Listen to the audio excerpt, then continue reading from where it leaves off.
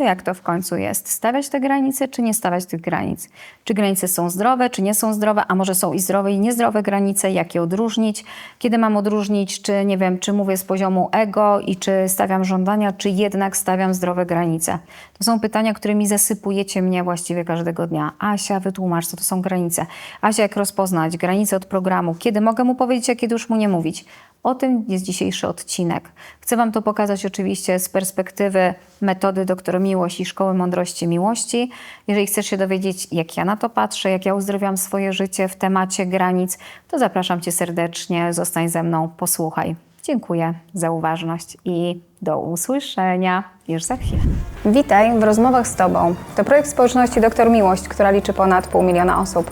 Korzystamy z metody lustra, która zakłada, że to, co widzimy w innych ludziach, jest również informacją o nas samych. Być może ta rozmowa będzie dla Ciebie źródłem inspiracji, zmianą perspektywy życia albo zaproszeniem do lepszego poznania siebie. Rozmowy z Tobą. Słuchasz innych, widzisz siebie. Granice. Czym są nasze osobiste granice? W jaki sposób wyrażać je w sposób zdrowy, żeby nie ranić innych? I czy granice są tak naprawdę o murach wokół siebie? Czy o tym, żeby być bliżej drugiego człowieka? Witaj, nazywam się Asia Bobel i to ja prowadzę przestrzeń Dr. Miłość. W przestrzeni Dr. Miłość uczymy się mądrości miłości, czyli zgłębiamy miłość, która w nas mieszka, odkrywając warstwy wewnętrznego zranienia, schematów i przekonań i odkrywając coraz bardziej, kim my jako człowiek jesteśmy.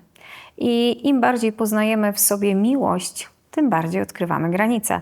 I ktoś mógłby się teraz wkurzyć i powiedzieć, no ale jak? Co miłość ma wspólnego z granicami? Przecież miłość jest bezgraniczna. Otóż w przestrzeni Dr. Miłość z mojego rozeznania wynika, że miłość nie ma być bezgraniczna i że miłość bez granic nie istnieje. Miłość może być bezwarunkowa. Czyli ja kocham Ciebie bez warunków, ale ja jako istota mam swoje granice. Bo zobacz, że nawet Bóg, dając nam swoją miłość, dał nam przykazania boskie, czyli to też były swojego rodzaju granice. I to nie po to, żeby w jakikolwiek sposób nas ograniczać czy kontrolować, ale po to, żebyśmy się w tej miłości nie zgubili. I właśnie o tym są granice, abyś Ty nie zgubił się w miłości, w życiu, w lękach, w świecie i żebyś tak naprawdę miał pewne poczucie, kim ja jestem, jakie są moje wartości i żebyś mógł w tym chronić siebie, abyś mógł być w pełni autentyczny. Zanim zaczniemy się budzić i zanim zaczniemy być świadomi, często wydaje nam się dwie rzeczy. Po pierwsze, wydaje nam się, że nie fajnie jest mieć granice, czyli boimy się mówić nie, boimy mówić się, że coś się nam nie podoba, dostosowujemy się do innych ludzi, sądząc, że wtedy bardziej zasłużymy na ich miłość lub bardziej będą nas kochać. To jest oczywiście bardzo szkodliwe dla Ciebie podejście, ponieważ w taki sposób za każdym razem rezygnujesz z siebie, a gdy rezygnujesz z siebie, to oddalasz się od swojego własnego serca, od swojej własnej autentyczności i często bywa tak, że po wielu latach trwania w takiej relacji, bez względu na to, czy to jest relacja przyjacielska, czy relacja miłości, czy może relacja w pracy, Ty najczęściej jesteś wypalony, sfrustrowany, nie wiesz już kim jesteś i odczuwasz wewnętrzny smutek i pustkę i mówisz, że czasami już żyć Ci się nie chce. Innym takim skrajnym punktem jest poczucie ja, czyli że wszystko, czego chcę, to jest moja granica. Czyli ja żądam od Ciebie, że Ty spełnisz moje żądania. Czyli ja żądam od Ciebie, że masz się ubierać w określony sposób. Ja żądam od Ciebie, że masz mnie traktować w taki sposób, ponieważ ja tak lubię. Tak naprawdę szastamy słowem granica, jakby inni ludzie byli po to, aby nam służyć. Aby służyć temu, co ja nazywam moją granicą. Więc jeżeli ja sobie wymyślę, że ja chcę żyć w taki sposób, to oni mają moją wizję na moje życie zrealizować. Otóż w przestrzeni Dr. Miłość nie w taki sposób widzimy granice. I warto też tutaj naznaczyć, że w moim osobistym odczuciu, dopóki my nie zaczniemy dotykać swoich zranionych części i dopóki my nie zaczniemy poznawać siebie na głębszym, duchowym poziomie, nie zaczniemy komunikować się z naszymi emocjami, z naszymi przekonaniami, z naszymi zranieniami, to przede wszystkim nie jesteśmy w stanie zrozumieć, kim my jesteśmy. A przecież granica jest o tym, kim ja jestem. Czyli najpierw muszę wiedzieć, kim jestem, żeby mieć moje własne granice. Więc tak naprawdę, czy możemy mieć zdrowe granice, kiedy nie znamy siebie? Czy możemy mieć zdrowe granice, kiedy nie podejmiemy tego wewnętrznego rozpoznania siebie i zrozumienia swoich potrzeb, swoich wartości? Moim zdaniem niekoniecznie. Więc kiedy już jesteś w tej drodze wewnętrznego rozpoznania i zaczynasz poznawać siebie, to zaczyna ci się coraz wyraźniej pokazywać, co jest moją wartością. No właśnie, co to jest tą moją wartością? Czym ja kieruję się w życiu? Co jest dla mnie najważniejsze? Co ja mogę ofiarować innym? Jakie wartości cenię w innych ludziach? Kiedy ty zaczynasz poznawać siebie na takim głębszym poziomie, to tak naprawdę wyłania się prawda o tobie. I ta prawda o tobie staje się granicą, bo kiedy ja zaczynam na przykład poznawać, co jest moimi wartościami i zaczynam odkrywając siebie, odkrywając miłość we mnie, zaczynam odkrywać, że jedną z moich wartości na przykład jest lojalność. Zaczynam odkrywać, że ja ofiaruję ludziom bardzo dużo lojalności. Potrafię być w tej lojalności szczera, potrafię być w tej lojalności szczodra dla ludzi, których kocham, więc zaczynam też rozumieć, że skoro ja mogę ludziom ofiarować lojalność, to również jestem godna tej lojalności. I w takim znaczeniu lojalność stanie się też twoją granicą, co oznacza, że kiedy wchodzisz w pewne relacje, to ty już wiesz, że ty poniżej tego, jak ty umiesz być lojalny lub lojalna, nie będziesz wchodzić w relacje, bo ty już poznałaś siebie. Ty już wiesz, co jest twoją granicą. Ty już wiesz, o czym to jest o tobie. I to nie oznacza, że ty musisz przyjść i powiedzieć: ja jestem lojalna, ty musisz być lojalny. Ale to oznacza, że ty możesz mieć pełne zaufanie do relacji, ale jednocześnie będziesz mieć umiejętność wycofać się z takiej relacji, kiedy ta lojalność się nie wydarzy. Ale nawet będziesz mógł o tym rozmawiać, ale z poziomu takiego, że dla mnie w życiu bardzo ważna jest lojalność. I dla mnie to jest standard. Ja poniżej tego standardu nie schodzę. Dla mnie lojalność oznacza to i tamto. I tak naprawdę to w tym momencie staje się twoją granicą. To staje się tym, co wyraża ciebie. Granica jest tym, co wyraża ciebie. Również, kiedy zaczynasz poznawać siebie głębiej na poziomie duchowym, zaczynasz odkrywać swoje potrzeby. Czyli najczęściej jest to tak naprawdę element, z którym my jesteśmy bardzo nieskomunikowani. O ile jeszcze granice mniej lub bardziej wyrażamy, to tak potrzeby są tak zepchnięte totalnie gdzieś na sam koniec. I bardzo często, kiedy zaczynacie mnie słychać, mówicie: no jak to? A ja mogę mieć potrzeby? No jak to? Ale ja mogę o nich mówić? Ja mogę je realizować? To nie jest egoizm? I kiedy ty zaczynasz kochać siebie i zaczynasz odkrywać, że ty masz potrzeby. I na początku to będą takie egzystencjonalne potrzeby typu: chcę być widziana, chcę być słyszana, chcę być ważna, chcę być wysłuchana, chcę być kochana. I oczywiście mogą to być potrzeby tego typu, że moją potrzebą będzie raz do roku pojechać na wakacje. Czyli ty zaczynasz głęboko poznawać siebie i zaczynasz głęboko patrzeć, co jest dla mnie ważne, a co jest dla mnie już nienegocjowalne.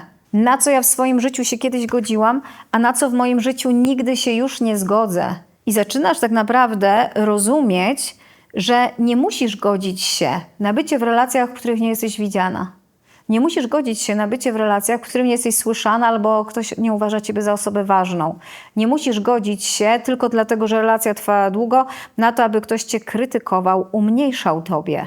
I z tego, czyli poprzez rozpoznania nie tylko w tym przypadku swoich wartości, ale w tym przypadku też swoich potrzeb, również wyłaniają się twoje granice. No bo ty możesz powiedzieć: okej, skoro ja odkryłam swoją potrzebę i moją potrzebą jest być osobą, no nie wiem, ważną, tak, dla osób, z którymi się przyjaźnię, które są w moim życiu, no to staje się też twoją granicą. Jeżeli ktoś ci nie okazuje tej ważności, to ty tak naprawdę nie zechcesz w takiej relacji zostać. No właśnie, bo tutaj jest bardzo ważny punkt. My uwierzyliśmy, że my granice stawiamy komuś, że granice są o mnie i o drugiej osobie. No bo przecież skoro granice były kiedyś o krajach i zawsze stały między jednym krajem a drugim, to granica to jest coś, co stoi między mną a drugą osobą. Ale ja osobiście uważam, że takie rozumienie granic oddala ludzi od siebie, powoduje wewnętrzną wojnę i powoduje toksyczności w relacji. Ja opowiadam się za innym rodzajem granicy. Za granicą, która określa mnie i pokazuje, gdzie ja się kończę, a gdzie zaczyna się drugi człowiek. O tym jest granica. Czyli im bardziej ja znam siebie, tym bardziej wiem, na co w życiu się godzę, na co mogę się zgodzić, a na co nigdy się nie zgodzę. O tym jest granica. Czyli jeżeli poznaję moje wartości, to już nigdy nie wystąpię przeciwko tym wartościom, bo się za nimi opowiadam. Jeżeli wiem, jakie są moje potrzeby, to przede wszystkim sama siebie czynię odpowiedzialną moich potrzeb. Czyli to moim zadaniem jest tak naprawdę sprawić, żeby moje potrzeby były zaopiekowane. Czyli to ja tak naprawdę muszę zapewnić to sobie, żebym była ważna, żebym była wysłuchana, żebym była zaopiekowana. Skoro ja w takim razie mam się sobą zaopiekować, to ja również zabieram się z miejsc, które mi nie służą. O tym jest granica. O tym, żeby tak naprawdę wziąć pełną odpowiedzialność tak naprawdę za siebie. I w tym kontekście należy zrozumieć, że my granic nie stawiamy drugim ludziom, tylko stawiamy je sobie. Że to jest troszeczkę tak, jak ja bym postawiła siebie i powiedziała sobie: kochanie, teraz będę kochać Cię zawsze. Będę się Tobą opiekować i dam Ci miłość tak, jak Ty tego potrzebujesz. W sposób, w jaki tego potrzebujesz. I będę się Tobą opiekować. Nikomu nie pozwolę Cię skrzywdzić. Dla mnie zawsze będziesz ważna. Ja zawsze się będę Tobą opiekować. I kiedy ja zaczynam patrzeć na granice z tego poziomu, to wiem, że te granice stawiam przede wszystkim sobie. I jeżeli jestem w jakiejś relacji, w której na przykład nie czuję się uszanowana, to mogę powiedzieć: nie wyobrażam sobie, żeby w relacji ktoś mówił do mnie w ten sposób. Kropka. To ja sama sobie stawiam granice, że jeżeli to się powtórzy, to ja już nigdy więcej w tej relacji nie będę, ani w żadnej innej. Czyli wraz z postawieniem sobie tej granicy, ja na głębokim, duchowym, nieświadomym poziomie rezygnuję z programu, który do tej pory był w moim życiu żywy. Czyli my nie powinniśmy się też bać zobaczyć naszych granic, bo za każdym razem, kiedy ty zobaczysz te granice, to spada pewien rodzaj iluzji w twoim życiu. Dla przykładu, no nie wiem, żyłaś sobie do tej pory w toksycznej relacji i pozwalałaś, aby przekraczano wszystkie twoje możliwe granice, bo nie byłaś tam ani wysłuchana, ani ważna, ani zaopiekowana, ani, nie wiem, ani nie oddawano ci szacunku, nikt się nie martwił tym, co ty czujesz. Natomiast ty w tym funkcjonowałaś, bo nie miałaś swoich granic, nie wiedziałaś, kim jesteś, nie wiedziałaś, na co możesz sobie pozwolić, a przede wszystkim nie rozumiałaś, że jesteś miłością, bo gdybyś to rozumiała, no to nie pozwoliłabyś siebie krzywdzić. I przychodzi ten moment, w którym ty, będąc w takiej relacji, zaczynasz pracę nad sobą. I zaczynając pracę nad sobą, zaczynasz rozumieć, że kurczę, jestem godna miłości, jestem godna uznania, jestem godna ważności. Na początku prawdopodobnie będziesz próbować uświadamiać swojego partnera lub partnerkę, to najczęściej okaże się karkołomne i nie przyniesie żadnego efektu, ale kiedy ty zaczniesz w końcu rozumieć, że to twoją odpowiedzialnością jest kreować swoje życie i że ty możesz wybierać i że czasami wyborem będzie wyjście z relacji, w której jestem krzywdzony, w której moje granice są przekraczane, to wszystko nabiera zupełnie innego wyrazu. Wtedy ty bierzesz pełną odpowiedzialność za siebie, bo granica jest też wyrazem mojej wolnej woli. Granica jest też wyrazem mojej kreacji. Granica jest też moim narzędziem do tego, abym kreowała życie piękne życie, w którym chcę żyć i otaczała się ludźmi, którzy mnie kochają. A więc chciałam, kochani, zainspirować nas do popatrzenia na granice z tego poziomu i zadać sobie pytanie, czy ja stawiam granice z poziomu lęku? A kiedy stawiam granice z poziomu lęku? Będziesz stawiać granice z poziomu lęku wtedy, kiedy postawię granicę, bo jak mu nie postawię, to zawsze będzie mnie tak traktował. Albo czy stawiasz granice z poziomu lęku, czyli on ma być taki, jak ja chcę. Bo to nie są jeszcze właściwe granice. Granice z miłości to będą, czy ta moja granica wyraża mnie pełnię. Czy robię to, ponieważ siebie kocham? Czy robię to dla dobra siebie i relacji? Czy mnie to wspiera? Więc zachęcam nas, żebyśmy zatrzymali się, popatrzyli, jakie są nasze granice w życiu i zaczęli tak naprawdę wewnętrzną drogę do poznania siebie, bo gdy poznasz siebie, gwarantuję Ci, że tam odkryjesz swoje własne granice, odkryjesz, kim jesteś, a to pomoże Ci iść autentycznie przez życie, pomoże Ci to być szczęśliwym człowiekiem, będzie wspierało to Ciebie tak naprawdę w każdym momencie Twojego życia i za każdym razem, kiedy Ty powiesz nie przemocy, pojawi się w Twoim życiu więcej łagodności. Za każdym razem, kiedy Ty powiesz nie byciu nieważną, pojawi się więcej ważności. Za każdym razem, kiedy Ty powiesz nie nadużyciom, pojawi się więcej szacunku. Że jeżeli my chcemy przebudować nasze życie, to musimy zobaczyć, że wraz z nie i wraz z wyborem mojej granicy zamykam pewne toksyczne schematy, toksyczne elementy w życiu i pozwalam sobie być szczęśliwszym, dobrym i spełnionym człowiekiem i żyć w innej energii, czyli w energii miłości, światła, zaufania. Dziękuję. Jeżeli czujesz, że temat granic jest dla Ciebie tematem ważnym, ale i trudnym, bo część z nas powie, no dobra, ale ja zupełnie nie wiem, jak to zrobić, to oczywiście zapraszam Ciebie do Szkoły Mądrości Miłości, bo w Szkole Mądrości Miłości uczymy się wracać do siebie. Odkrywamy pokłady miłości w nas. Odkrywamy, co jest miłością, a co jest niemiłością. Czy jednocześnie odkrywamy, co jest granicą, a co jest schematem. Odkrywamy, co jest miłością, a co jest ego. I uczymy się komunikacji bez przemocy, łagodności, dobra i szczęścia. I do takiego świata zapraszam Cię tutaj. Oczywiście subskrybuj ten kanał, posłuchaj innych moich nagrań oraz live'ów. Wykonałam ich naprawdę ogromną ilość po to właśnie, żeby wspierać Cię w tej drodze. A jeżeli masz już gotowość, to dołącz do naszego projektu i wyrusz w tą drogę ze mną. Zapraszam serdecznie. Szkoła Mądrości Miłości Dr. Miłość to 12 000 absolwentów kursu 8 tygodni, to 2000 absolwentów kursu rocznego, to 400 coachów metody Dr. Miłość i zespół, który liczy 40 coachów i mentorów, którzy są gotowi, aby objąć Cię miłością i zaopiekować się Twoim procesem. To 2000 pozytywnych opinii na Booksy. Sprawdź koniecznie. Zapraszamy!